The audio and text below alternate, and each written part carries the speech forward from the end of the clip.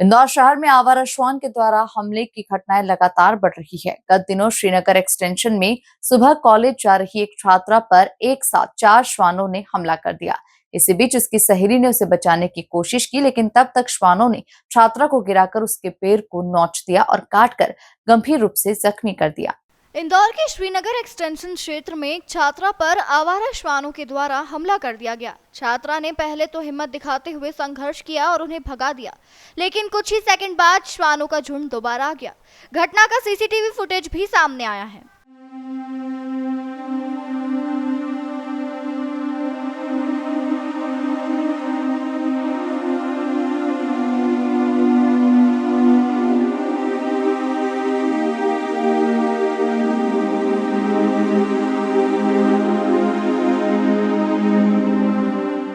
श्वानों के हमले के बाद छात्रा को चक्कर आए तो वहीं बैठ गई। छात्रा कॉलोनी से कॉलेज जा रही थी, तभी दूर से एक साथ 4 श्वान उसकी ओर लपके। वह संभलती उससे पहले ही वे उस पर टूट पड़े और उसे गिरा दिया। इस दौरान छात्रा ने संघर्ष किया, लेकिन श्वानों ने उसके पैर में काट लिया। आपाधापी के बीच श्वान बार बार भागते और फिर उस पर लपकते रहे। इस दौरान आगे स्कूटी से जा रही उसकी सहेली रुकी, गाड़ी खड़ी की और छात्रा के पास पहुंचकर श्वानों को भगाया। घायल छात्रा काफी घबरा गई थी और चक्कर आने पर वहीं बैठ गई। छात्रा सुबह एग्जाम देने जा रही थी, तभी श्वानों ने उस पर हमला कर दिया। श्वान द्वारा काटने से छात्रा के एक पैर में गहरा जख्म हो गया। इसके बाद वह अपनी सहेली के साथ इलाज के लिए रवाना हो गई। आवारा श्वानों के हमले पर सांसद शंकर लालवानी का कहना है कि स्वास्थ्य विभाग और नगर निगम मिलकर उनकी रोकथाम के लिए समुचित उपाय कर रहा है। बड़े अफसोस की बात है कि श्वान आम लोगों पर हमला कर रहे हैं। देखने में आया है कि झूठन फेंकने से बड़ी आवारा श्वानों की संख्या में मुख्य स्वास्थ्य अधिकारी डॉक्टर माधव हसानी ने जानकारी देते हुए बताया कि 6 माह में 24,000 लोगों पर श्वान द्वारा हमला किया गया। सरकारी हुकुमचंद अस्पताल के रिकॉर्ड के अनुसार इस साल 1 जनवरी से 13 जुलाई तक करीब 24,000 लोगों को आवारा श्वानों ने अपना शिकार बनाया है।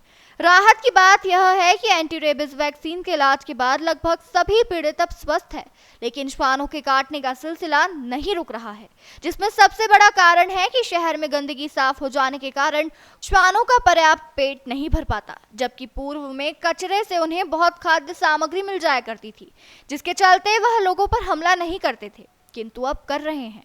नगर निगम और स्वास्थ्य विभाग इसकी रोकथाम के लिए हर संभव प्रयास कर रहा है।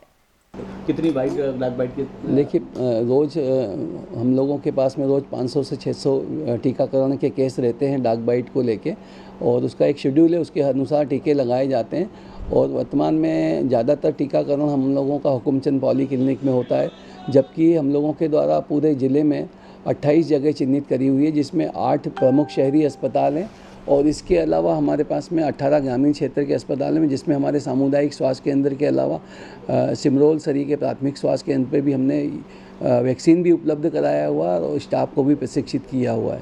सर, क्या वजह है कि ये तो आक्रोशित हो जाते हैं, इतने गुस्से में आकर आम लोगों पर हमला करते हैं? देखिए, इसके 2-3 कारण हैं। एक तो वर्तमान में जो सीज़न है, मानसून का सीज़न, ये इनका मैटिंग सीज़न है और उसके कारण थोड़े से डॉग वायलेंट होते हैं। उसके अलावा एक शहरीकरण बढ़ना और शहरों में अब पॉपुलेशन हो जाने से इनको अपने आसपास मनुष्य दिखता है। दूसरा, शहर में साफ़ सफाई बहुत ज़्यादा है, उस कारण जो कचरे में इनको खाद्य सामग्री मिलती थी तो उनका भूखा रहना भी एक कारण हो सकता है। हालांकि काफ़ी सारे व्यक्ति स्वयं के स्तर पर और काफ़ी सारे NGOs भी ऐसे हैं जो इनको खाद्य सामग्री जगह जगहों पर उपलब्ध कराते हैं शहर में, लेकिन फिर भी ऐसा लगता है कि नगर निगम और जो पशु चिकित्सा विभाग है, इनके सहयोग से हम लोग प्रयास करेंगे कि ज़्यादा से ज़्यादा इनका बंदियाकरण के ऑपरेशन इनके संपन्न करें, जिससे इनकी आबादी को नियंत्रित किया जा सके।